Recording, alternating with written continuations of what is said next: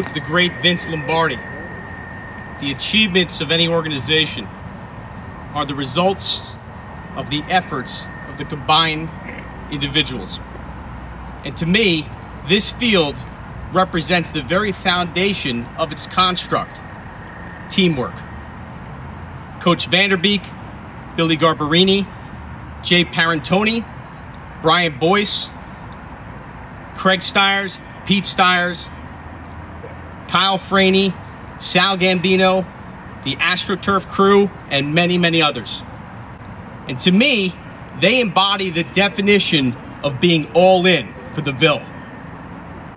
We thank each of you for putting our children first. So without further ado, I'd like to introduce a man who needs no introduction. A man who bleeds orange and black, and also scarlet for Rutgers. A man who has donated all of his time and energy for the betterment of the Somerville community. Mr. Bill Garbarini.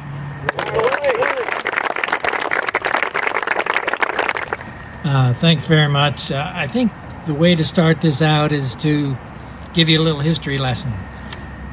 Back in 2005, Team Green was founded by a bunch of individuals from Somerville, and their mission was to try to get an athletic synthetic turf field right out next door.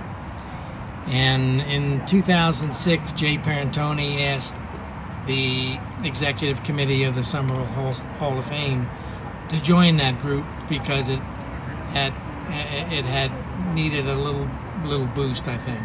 So we did. Vicky Harmer, Wayne Harmer, Randy Davis, and Jay Parentoni were part of the original group. And then Ken Cornell, Pete Vitelli, and myself joined it. 3 years later, we had raised $900,000 freeholders to donate another $1 million for the open space program. And what you see is the gift from the freeholders. What you don't see are the lights and scoreboard and the home field bleachers and the press box and the snack shack, and everything else was done through the efforts of the Hall of Fame. Fast forward 5 years. November of 2014, two guys got together for lunch, Jeff Vanderbeek and myself, at the Cranford Hotel, and we sat down to discuss what had happened to the fortunes of once great and proud Ville program. And if you look up there in the bleachers, you'll see all the state championships. And we discussed how to get that back to where it used to be.